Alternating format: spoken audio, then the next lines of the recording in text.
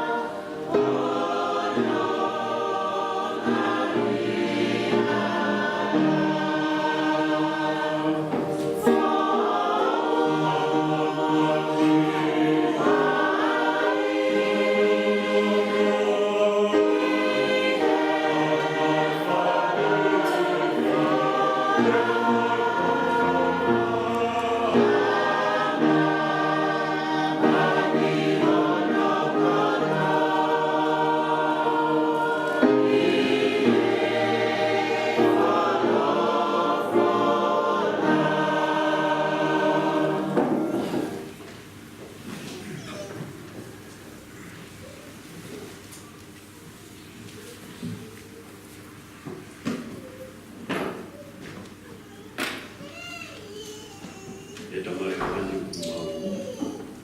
pamalo o ia pai mai ma fa o fa tine que fa ka mai que normal fa ni que a ma fa pa que ma fa o ma kui o le guitarra o do fefe e tamai vale ma te tia mo o ia ko ui ko maro ki fa le ko te lo lo fa i ala ko su ka si ma ki ma to ko fa i o ma o ki ni ko o ia ko to fa ko mai o mo le le ta ke ma ka o ko le to bon ki ta ko ki na ma mo ui e ma ki tia ma ke ki fa ko ti tu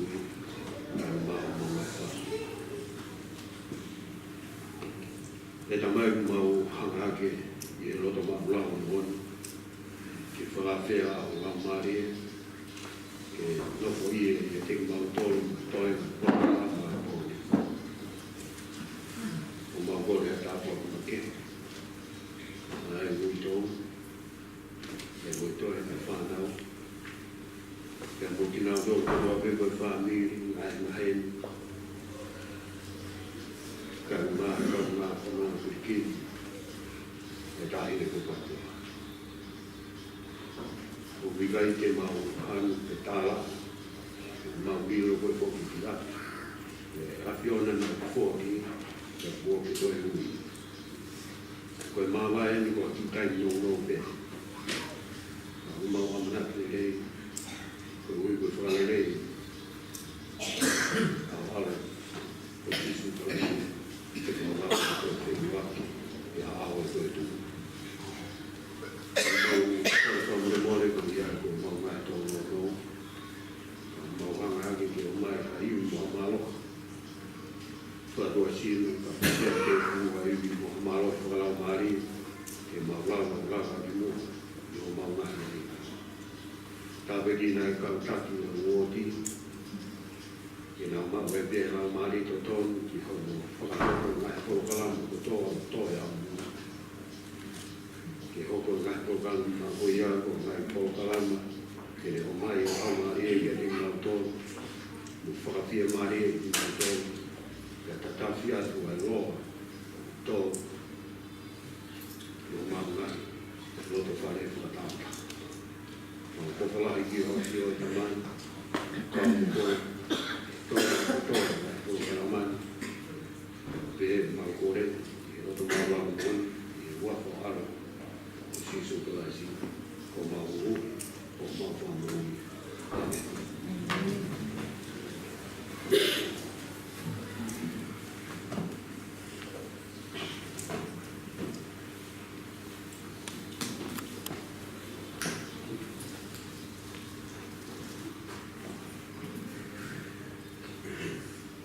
Wena whamaro hen ki he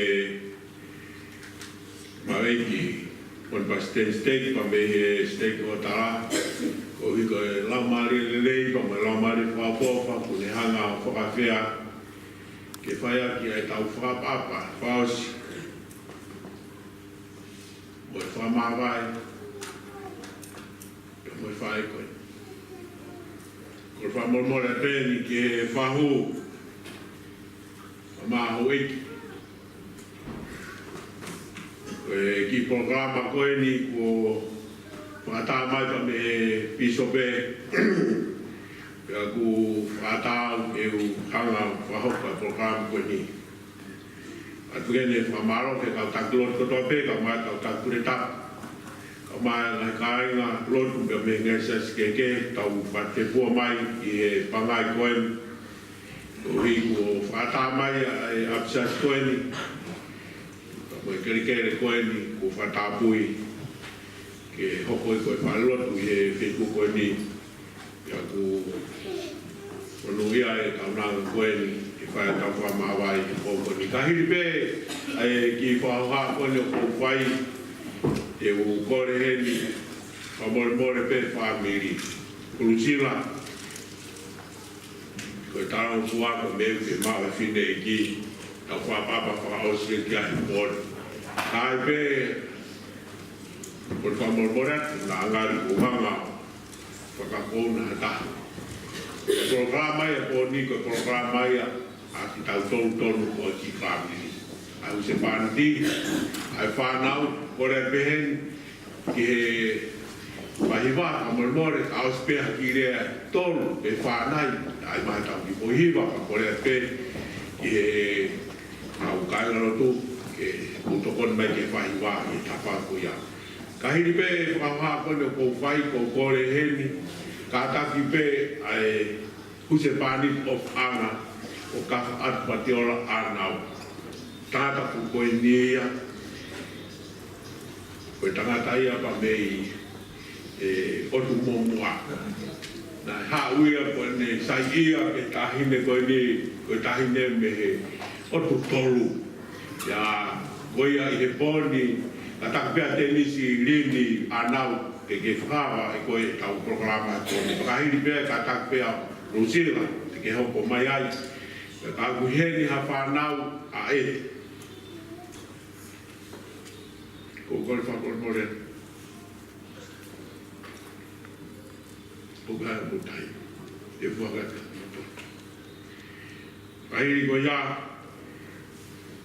pulih lewat tahu fahiwa, apa rumah tahu ibu hiwa, ya itu ki kamata lewat, karena kau ni anak, ya kau faham mau punaya atape, kau pe ya bukan kau kiki, hak ufai hak ki lihat mawai, kau hak ki tamono, kau mau kui.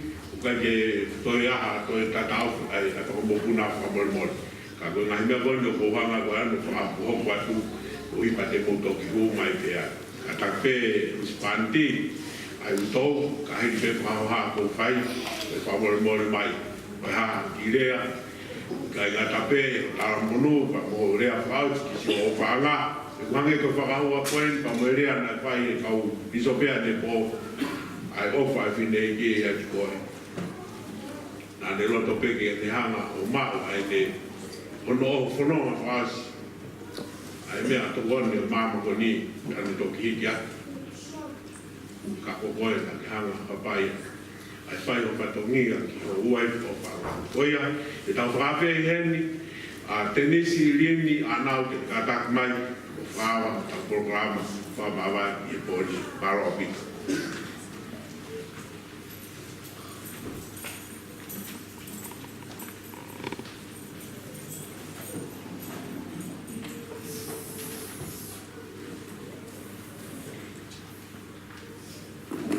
Colpa mole atu. Kapau na ilawe ko bai ki mo ati ko muito. Ka ko ta fu ape ko ko ati para ta ki to pe. Pe pe ko ki mo to pe ko si fai. Mo to ha ma para na ko. Aku hal tu atu ko se ku to la pa ko mana ba he. Ura be ko ha me ki mo ko Hono i ka mi pa ki mo tu i ta. Aku hange ko wi dia, aku tu ke pa ya. Ko mana tu me ye, papa ke la ba ya tu a me ko ta no be ko mari. E ko mana tu me ye ko no po en. Patiola ko fa o video ke ko. Aku ke ne mo ke hola ka ya ya.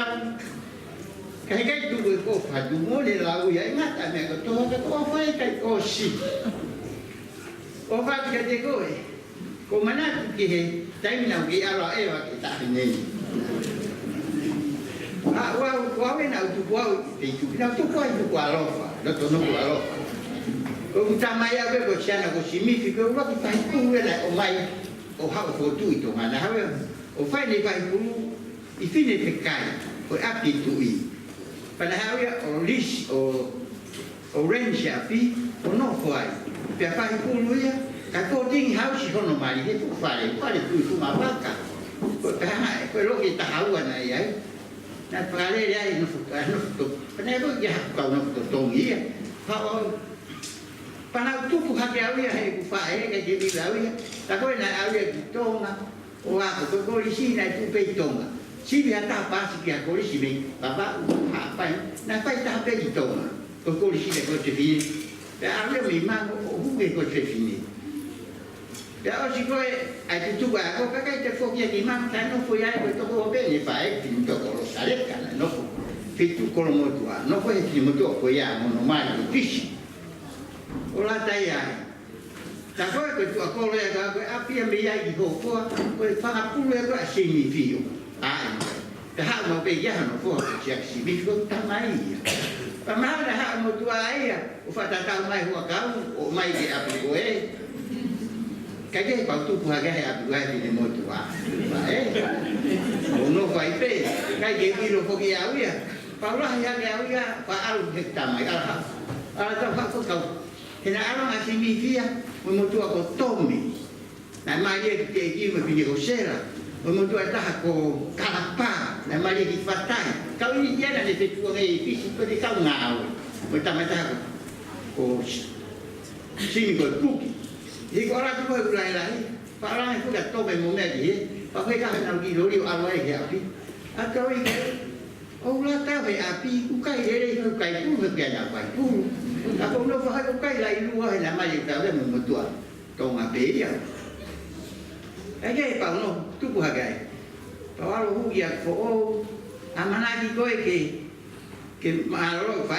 ku ke ala ni no pa tu ngane mi no mu ka fa ta mai mo tua ko fa to ko pu ana na to o mai mo tua ai ko mo le on mari on ai a mai a ki mo tua ki ho la wi ya ko o lo ya ha ko pa lo ba ka ha he ka ha wa ka kai ta ko fa na fa ai ta nga dai mo ta ju lo ta ai o ma no ko no mu ka ma pe mai di ma mo ya si ma ta ai fa pa no fo ai we ka fa ai ke ka ta lo ko ma no je ai ma di ta mai ten na wi de ko ten no fu ko mai no fu ka ko ma ko ten slim ta wo fa ka vai fo noi cả hai cào hồ yên mình nói phải cào phải mà nó có cái ăn bổ bảo ở đó cái chỗ nó phụ mà ở hiểu cái chỗ chúng ta đi con nói gì có qua cào về không chỉ chịu vậy cái chỗ chúng ta cả tại ở đấy mà ở mấy cái này gì chẳng hạn cái bổ bảo gì về cái điều là vào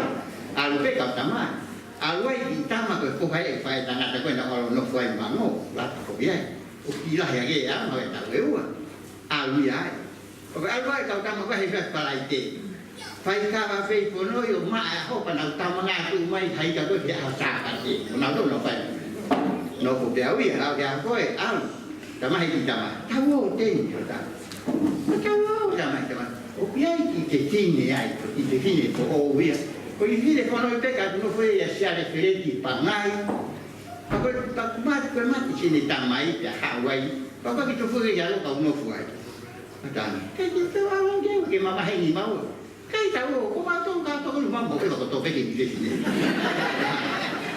mà sao gì không mò cao thì mẹ cho cao thì mà máu rồi cái gì chắc lại cái thằng nó mày tao mà tôi phải cho con đấy cho cái tôi quá còn giàu mà bán người mà alo có cái 18 máu cả tôi kêu tôi phải alo ôi cái mà tuổi quá hai cái gà tôi tàu mình cũng nó tôi hỏi bạn gái tan người mà ngay hai cái chi của cái cái ô mai áo thì ông nhớ nên là hàng ngày tầm mày chưa bảo gì cả hai có cả tầm mà còn nói chuyện phải cả phải mang mà chúng cái gì phải hàng quan nó phải ra làm mày ai à bì rồi cái gì mà tôi có là hình tầm mày gì phí này cái mấy gì phải cả của mà tôi kia cái con Patiola phải mấy cả ai mà tôi à bì không ai tôi phải chịu ra đó cái gì tôi ta phải chịu xéo cho thì tại không kia nó không nói có hay tại gì cái gì đó phải cả Apo'O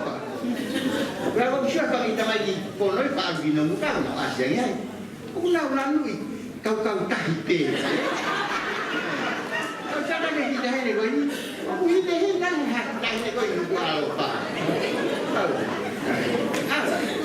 không kia nó qua gì phải mà hua tu, okey di sini ko anak mah, nata mai ta karena itu biar ni tu kota, ko mutu ame kawai ha, no kan mari ulat itu no yo. Okey ya, gua ngai ko phải kawai kai, pa na ngai ka lau tau pe tai ni da bagi. Ula tu pega tama Faka'Eiki ko to pe toa. Ada no ko mai pakai tu moto mamai ke tarano ai. Ora pe tu tama ko no pe toa ka ni ko kita ke mai tama ya tau kuai. Ku mai tama ya ko. Tau tu ne, kai ke. O pe. Mau tama nga mai ko mai ya. Ko tu ha ko ya no ko to ko si tu pe to no. Ana ko ni. Cái chuyện cười lôi giàu bây giờ mà nó nát mày alo nó có hay có lẽ nhau thì một tuổi tại phải ta gì em một cái ta học kỳ bộ ba được tao ấy coi à cái chuyện à rồi hồi rồi tao mới cho nó rồi nó nhiều cái treo tao mới một tuổi cái hàng đấy ấy là ta ở đó kêu tao cái mê hàng nào biết còn ta thấy phải một cái váy hay một bộ má nó không được cùng mình Ako si Maria di kumia pagkatapata ako fulong to. Tako lah itu ngomong bopa pada. Tahu mereka jadi ngok sama ayah. Pakahela jadi sok nung. Mete itu mak mangau kan ya. Nung bihe kira lah. Bopa nung. Dan itu tapi aku cici. Jangan bertuah. Awak tak ada yang thai pakahela. Kalau tahu kau di kita mak kehepe ya. Kamu kita tahu bopa. Tamai tamai tu siu tamai tamai. Mai sisi. Cái này ta bộ ba là ý cái ta bộ ba tao không nổi cả tai thôi của cái cháu của bộ ba mà tai mình thì mà chú sang mẹ có cái đó phải không phải ta cái này cái này ông phải tao luôn mà không mà cái này nó nói coi mày tốt ta coi bộ ba với cái này là cái ở trên mình không biết gì đó ông phải làm gì để cái tao tu học cái đồ vải cái tao ta mà vậy ở đâu phải ta thì là chỗ đi phụ giáo mà càng đi mà ở gì trái được sẵn mà ăn quá mấy cái ăn có vậy cháu không có giáo nha cháu phải lo tập bé phải ta thì lo tập nhá không thế mà ta có hoàng nghe cùng mình chứ cháu cái ai có cái cô phải ở lá ai phụ bà phải ở cái này không mà luôn vào vị trí cố gắng nó bị phụ chứ tôi có hai cái gì nó cho bị phụ nó đây một tuổi của sĩ tăng mà thường mà đi vào sĩ ủy tổ cho cái nó phải thì nó thêm một tuổi của quả loạn này thì cái mà hay kéo nhiều mối à cái phui say cá à nó phải cái mà không cái chủ tổ này chủ nó mà đạt nó tăng này không hiện cái chủ tổ siêu tôi áp biết này tôi là tổ có siêu biết được mà siêu biết gì cái gì qua lâu cũng mà cũng vậy siêu thì mà đi mua lụng mà ông ấy cái tráiข้าวไม่ให้เราเนี่ยมาฟังกี่ทำไมไอ้ในไฟขนาดนั้นให้เราต้องน้าเห็นน้องอภิญญามุ้ยยาวๆอะไรยาวมาต้องตักไปน้าเราต้องเราไอ้นิ้วเราจะก็ฟังนิ้วให้เด็กตัวเราทำมาให้หมดตัวเจ๊โมนี่เป็นมาเห็นเอาให้อภิมาไปเอาไว้ก็ช่วยมาได้กูเอาเราต้องให้อภิเอาที่หมดตัวไอ้กูอ่านก็มาเรียนหมดตัวหมดแต่หน้าตาเราเขาให้ตาเราก็ตาเราเขาcái gì ông phải ra cái mà hết mà đây thì mà đây thì phải thì mà về rồi tôi mà cái gì khác mà không có gì nó mất mà cái phải mà ôi chị mà đi mà không được mà cái gì phải mà thì mẹ phải mua từ bây giờ mà thì ai mà mà ôi mà cái bạn kia bị coi phải mỹ đi cái số mà nó không có nó phải mà nó phải mà cái gì mà như này ta Tapi kalau dia gimana orang tahu dia gimana tu orang mahu tu hebat, orang mahu menemukan. Bukan dia hata hayang ngomong, bukan tu apa tapi. Kalau dia tak kerja macam mau kat pula, ada tahu ibu bapa ni pun nak awal jauh dia ibu tu. Orang tahu kat pula. Kalau orang tahu ya, orang tu, ayu. Tapi kau mana yo ibu, kau nak ya mau tu kau mau ibu tu. Kerja hata hayang nak kono apa nak tu. Tapi Patiola kat dia. Chứ mà nó phải mong nó cũng là mì là mình ta cái tao à về cái tông á cái con tháo có gì hết cái con gì đi phía một cái hàng là tối quay là phải ta phải bên nào muốn hai cái không có gì thì xin cả hai cái gì cũng là một vài cái tao gì về tao gì nó của cái nào cầm ai đi có cái cầm mặt mà có cái cầm mặt nó của đàn gì phải chưa rồi cái chuyện đó người ta máy cũng kéo người ta máy cũng cô đẹp tuyệt vời và người ta làm sao thế Tako ko biar ko no fo ka bi no fa fa. Ko bi ra ko fo no ai ko ma ko. Kan ni lo ko ta ma ma. Kan te ma yo ya mo ko. Ta ka una pi pe ko ha ni ka bi be ko no fui ma ko ta ko no ko. Ko ta ma ni ko ko ta ma to ko ta ma no bo lo ko ta. Si ko no fo ka ni bo lo. Pa te ko ha ni ko di fa ka ki ko fu ma ma he ko ba. Mi ma ina ita. Tamai kan dia bilang kau tak tahu dah tak boleh tamai beli mo tu agak aku tapi teh kau ini kau meh kau bisa kolong kan aku tak apa dia kai lah apa ya kai lah kau bisa kolong tapi kau bisa bau kau apa itu buat pada sini kualiti lalu kalau kau mari dia jadi mama Koi ke kami aku toat ni. Dia masuk imai ipono, ono kuai. Dan mak itu ini tak main. Masuk imai ono kuai ni fae meni kubi. Mamai, wah dia baru tangan dah tapi. Mana kuai dia ke mati. Kelai kok ke.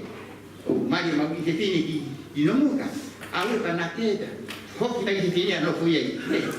No, kono kan tu fakatah tahu sih ope.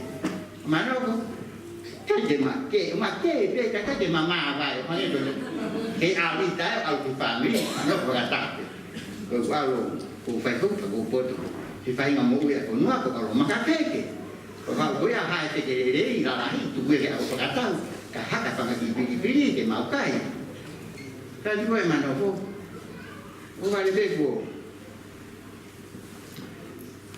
yêu phải thành công mà cái hàng này mà nó có vậy Mai dia ini mandua.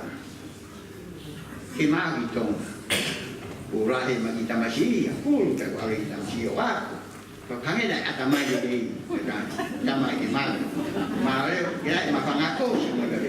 Bukan bungkus, maka tu ai tangan itu dia pakai kan. Jadi lagi tak ada yang mutu, tengok ya. Alga kau dia, ada tu dia lagi apa? Ilo dia ni hendak pak along itu. Usia ya di pada dulu dia tak kaya. Sama dia lagi. Tiga vino ko dia. Vino ko ingat ang aku tak aku vino ko alfa he. Ya, sah. Mama dia buat buat ko mama. Ono kuai. Kuai api kuai dah itu kuai itu hal. Jika imak wis mama, tu bilang mama ayah. Kau dia buat no kuai. Kuai api nak no kuai ya. Tanya pal. Nak kiri ni ya. Kau pada hiti mai kau jenis lain kan? Tanya lah, kau jenis dia. Kau yang aku mau ui. Kau yang Patiola, kau faham tu kita kau kerja hari heung ni usi. Mana tu beli he, kau nak kau faham. Biar kau faham tu kita kau. Ni mau pergi hola kaya dia. Kai nak kau ya dia. Nak tak ke? Kau tak ke kau ya. Tapi lawan jika kita tahakat, jika gol hakai kita pak, hiu kita tahakat. Kita nak ini nopo kita tahu, kan jelas kita kau lah. Aku kau mata aku peu aku perawati. Mana tu ni?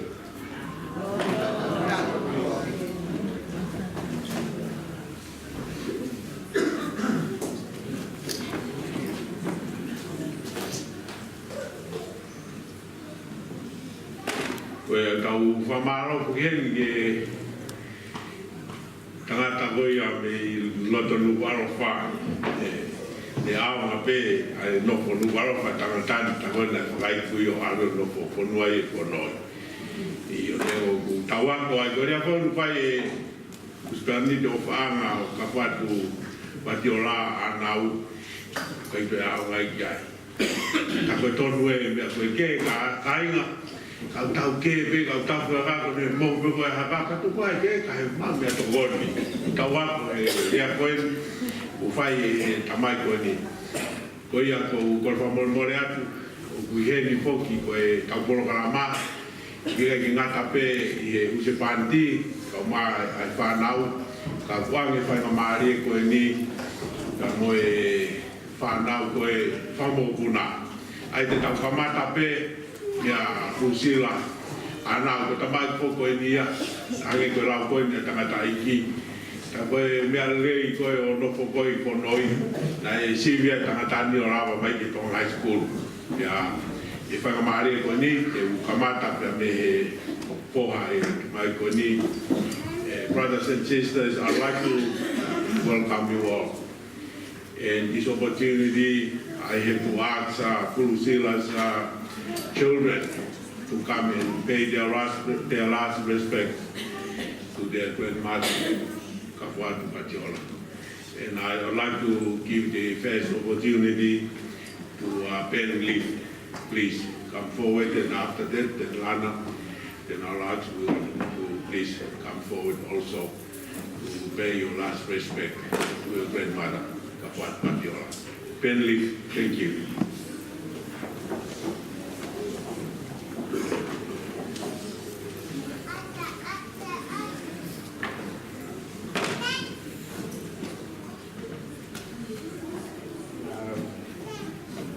Good evening, brothers and sisters.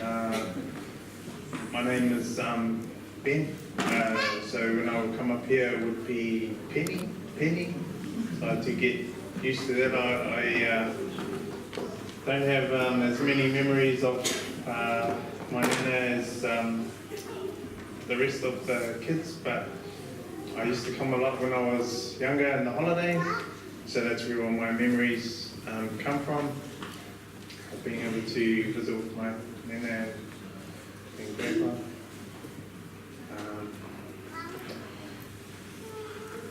I don't know if you can tell, but my tongue is a little bit rusty from when I was learning when I was little. So I didn't really learn much. And I guess some of the memories that I remember growing up would be just coming up, and every time I would come and spend time with Nana, I would have to have a translator because she didn't really speak a lot of English. So that would be my sister's job. So we'd have these conversations, very short, where Lana would be saying everything, and it would be just say a little bit, and then she would say something, and she would translate it back to me from Nana. And,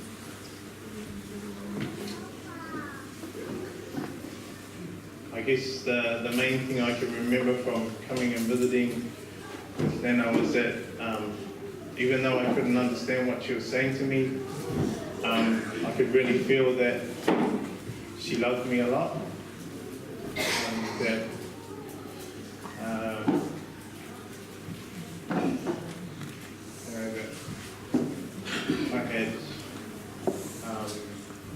that I was special to her.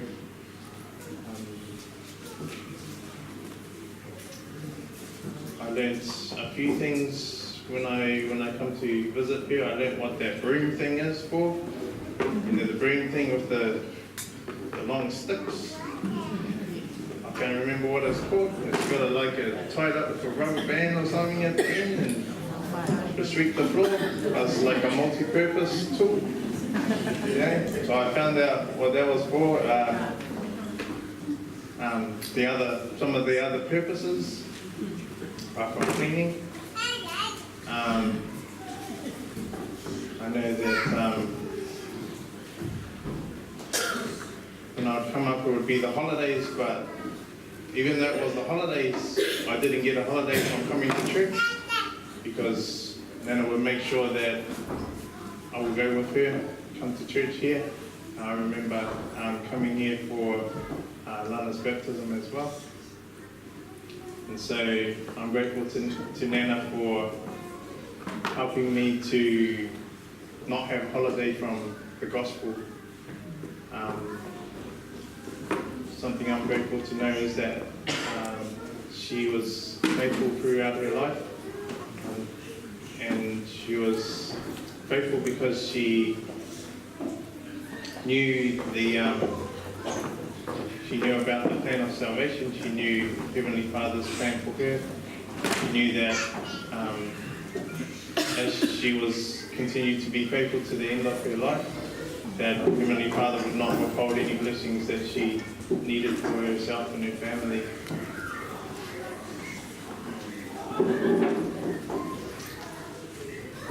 I just want to share to my testimony.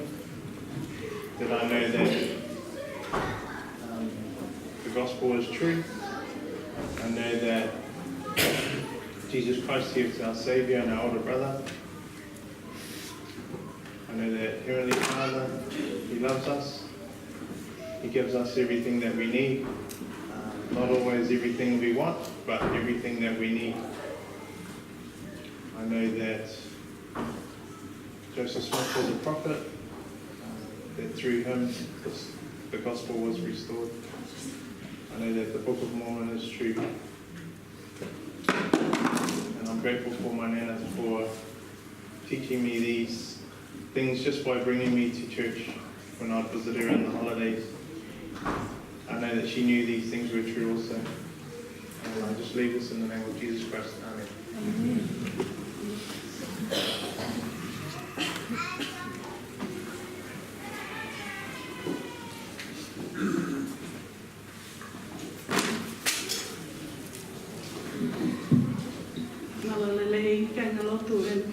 And family and friends.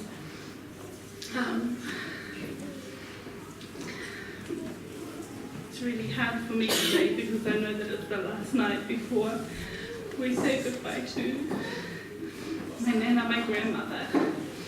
But I will always remember her as my mother. When I was young and my parents separated and divorced, and they left me with my other grandparents, Mele and Liweli. Nana said that she came and she asked Mele and Liweli whether if she can take me and bring me and raise me here.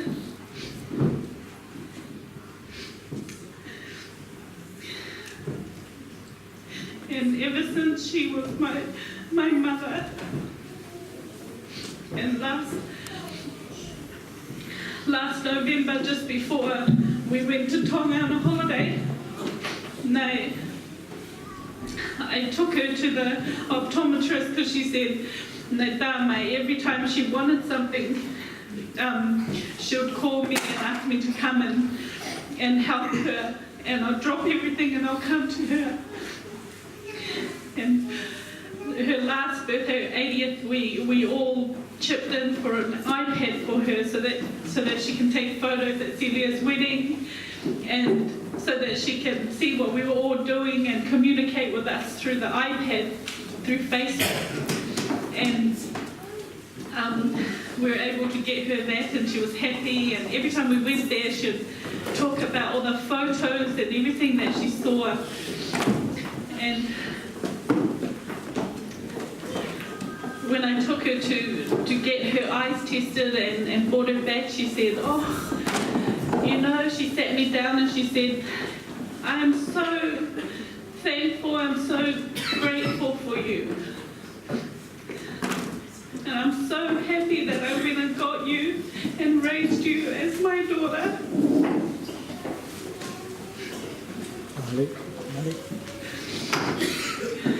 Because every time she calls me, I will drop everything and I will come and help her. And that made me so happy. And then I went to Tonga in January, and I came back and she was still happy. She said, as soon as I got off the plane and we bought some bread from the shop in Mendongo, and we bought some bread and bought her some bread, and she was happy. She was sitting on her bed stretching her arms, and she said, we just had medical checkups today. And she said, and I'm all clear, but Danny's still in hospital. And I said, what's wrong with him? And she said, he's okay, he just needs to fix something and he'll be discharged tomorrow. And I said, and I looked at her fruit basket and it was empty, and I said, I'll come tomorrow and give you some fruit. And she goes, it's okay. Gave her the bread, and she said, call Losa to come and get some bread because she really likes bread. And I said, yeah, you call her. And I left that night, and in the morning we just got back from Otara with some fruit, and I got the phone call, and And Losa goes, Lana. And I said, yeah. And she said, there's something wrong with Nana. She's not responding. You know, dropped everything and ran down. I just felt really helpless. But we were able to go and take her to the hospital and she recovered. And we're so grateful, we were happy, and even though she wasn't able to fully recover, she was still able to smile at us and show, you know, what she wanted through body language. I'm so grateful that we were able to have more time. The bishop, she wanted the bishop to come and give her, you know, her blessing, and then after that she was fair malie. And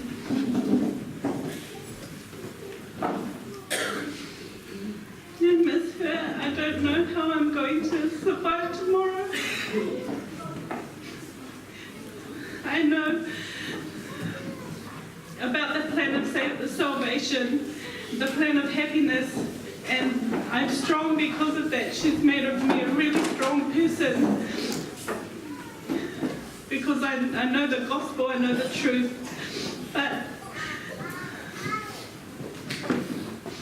it's the separation that really tears me apart. And like some of the other grandchildren said, you know, when she goes, she takes away a part of our heart because she's always been there for us since we were little, all the way up to getting married and having our own children.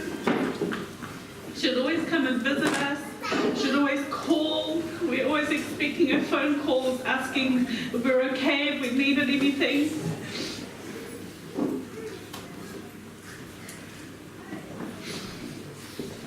I'm gonna miss you, Nana.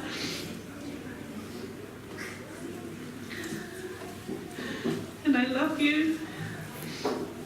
And I'm grateful for everything that you have taught me throughout my life. And I'm grateful for Heavenly Father for allowing you to have the courage and strength to come and bring me here and raise me as your own daughter. And I say these things in the name of Jesus Christ. Amen.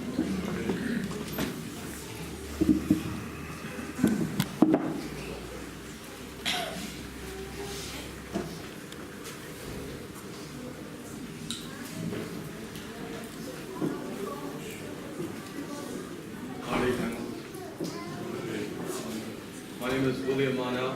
I'm the grandchild of Dennis, Lynn Anau, and Kafo'Atu Patiola Anau.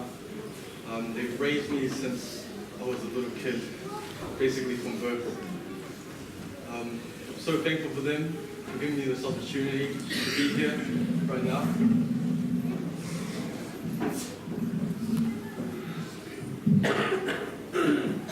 If it wasn't for them, I don't know where I would be.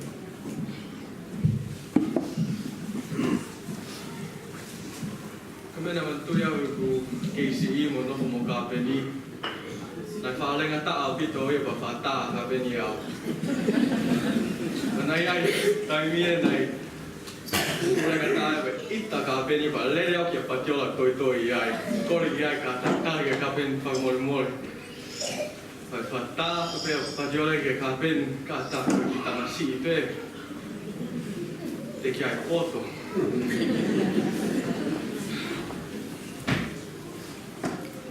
Ofalaya toia ke Patiola mo ten ina ofa mai ki au.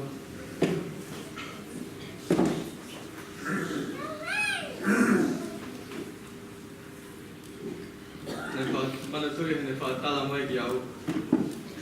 Ya havila nei puna e me he machiota ne nofo e ai ki lalo.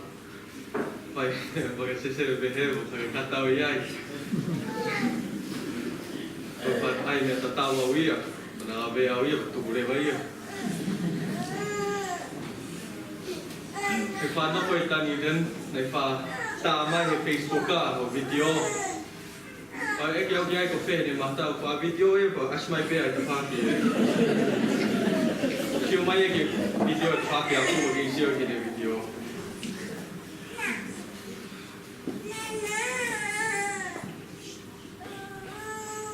Oi vei, o palai atu pe ke Patiola. I'm gonna miss her so much. She was a big influence in my life. Senior Warhat ke koe. Ka pai ne wako si so glas te me.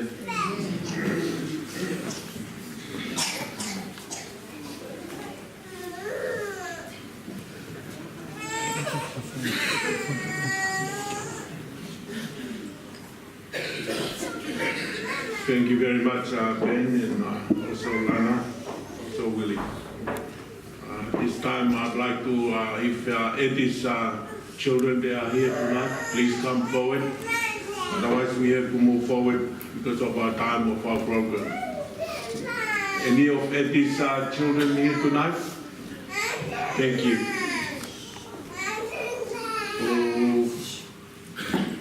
Kore puhen ke u Kafo'Atu e.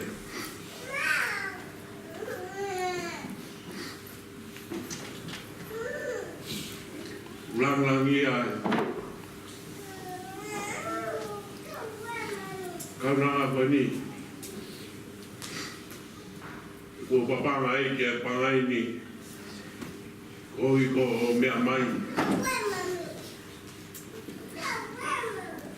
ke hoi matol mau kita tu ni mau ke papa mutol Wien fa mo tatoro pa mo patapuen ya salote ko tu pe fine tu ya mana Wien mo tatoro pa fa pa ko fa marola o me mai por que fa cato to ma maka ko pele una mo ke lau ka wai fa marola ka ko Oia e whai o maari ko ni ko kore pehen ke tau turi ko hui ko taimi ka hiri pepa au ha ku whai ko kore hen ke he whanau ko ia ana wa morimore e nau whau ko hoko mai pia e whoki a ka peni ia ka hiri ko ia e tau tuang ke he whanau a sione o haia ke tau tolu ke tau ulot ke tau whahoko anau kuria whaosi ki he kui koe ni Oia koe like to ask Anna's children to come and pay their respect. And like Havila first, then Lute, Vika, Check, Change, and Sevaki.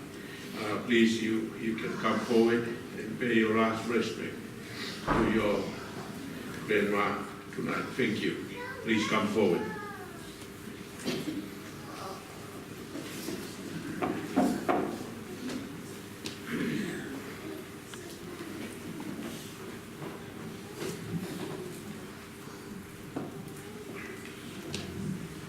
Good evening.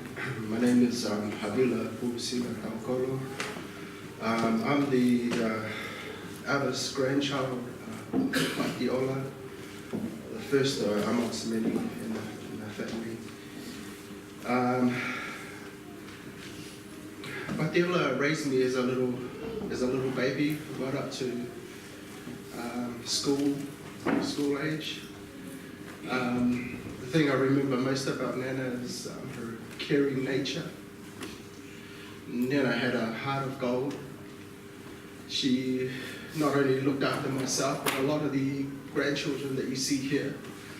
I'm not sure how she managed to do it, but she was a strong lady and I really loved her for that.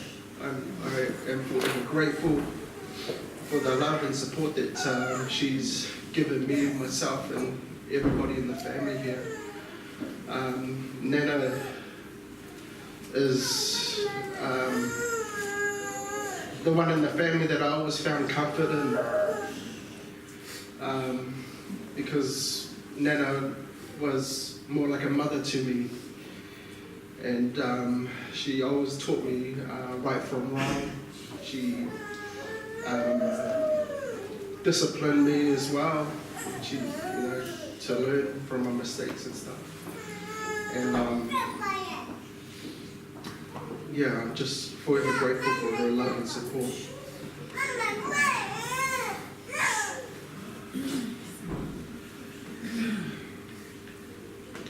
I have so many memories, good memories about my nana. And like I said, she was the only one that could comfort me whenever things were going wrong in my life. Nana was the one that I used to always go to for support. Her words of wisdom helped me find strength again to see the light. I really don't know what's going to happen from here on. I really miss my nana so much.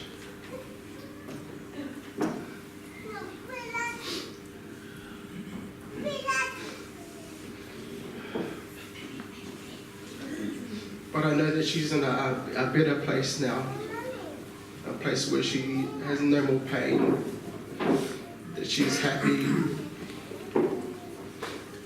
and knowing that that gives me strength to be thankful and to be strong for myself and for my family. I want to thank each and every one here today and those that came along to help support with the funeral, making food, everybody behind the scenes. I want to thank you all from the bottom of my heart. Go ahead, Ben Marlon. Thank you.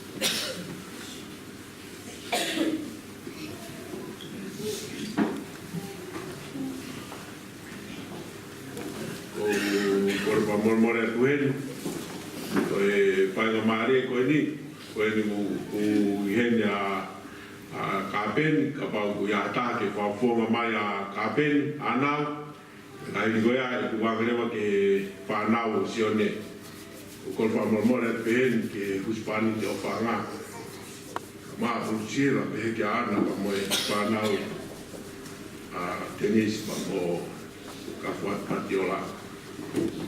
Ia yo ke ko ka henge ka prang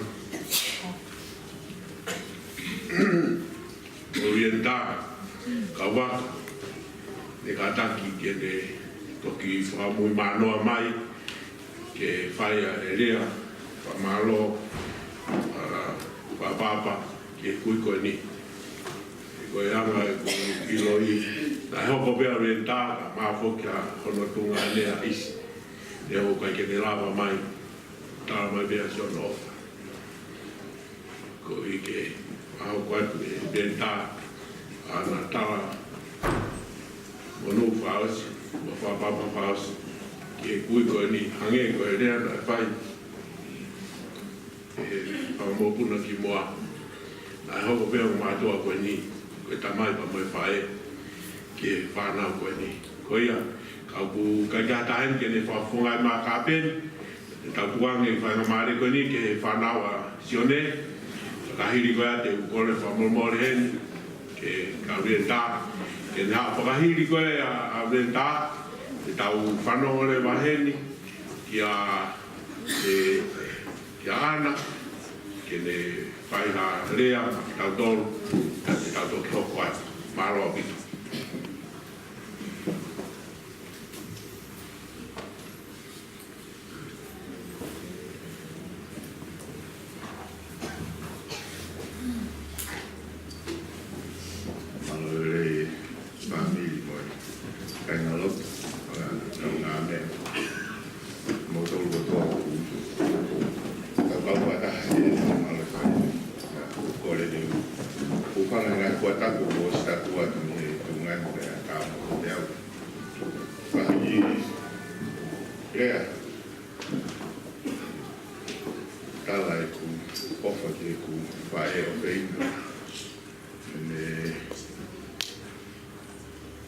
More than just help me be who I am today.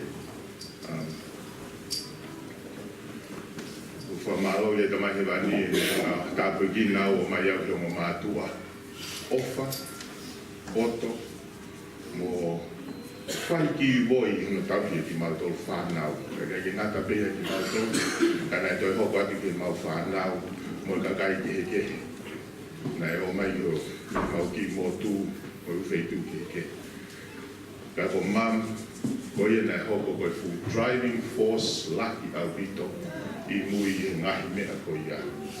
Okay? Oe ke ilo be viaha lea se unga ke lawa o whai ke taraki I mo tolu. A e ku pride mo e ku ofai ka mai mo whae. Koe nage ke te ngahi a tahi a ma tolo ke. Na ngahi pe ma tolo ma ka tau kotoa. Mo e au ki ka kai mea. Ka koe whae na wiloi. Ne e ni ki ofa. Ma ke he si I pe ki au.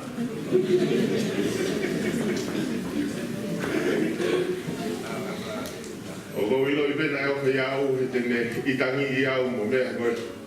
Ne hanga ki re kau ne whai mo fua ono. Tau hi he kutupu hake. Na ku loto la pau Faka'Eiki. Tu ofiha ona taki mai kau polisi ko mawati. Au pe o show on get mo mata pāni wapa to. Wa foki. Ka veneo mo ngahi mea ne whai mo ku ngahi unganga kotoa. O alu mau pe au ku fulahi. O alu mau pe koe o Eva he pouri mo mea. Kamai, kai ke tu kwa ka hamea kai mo mea. Te whau pe hua o wani ko ki mea kai o tu kwa. Tu kwa me pe mama. Ka ko iloi.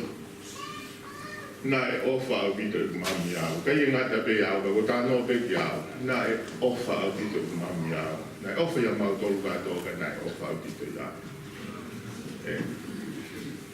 Pena e hape ne e kai ni mau na e whaita ka mai klalahi. Pangi mea pe ko lele I mo mea. E tupa pe na tolu ka tupa mai pe na klalahi ke pe au. Ne monuia. So ngahi ne whakahingo au ki ni tamai. O iang kape. Mam, te miss koe. Kau te ia iu lawa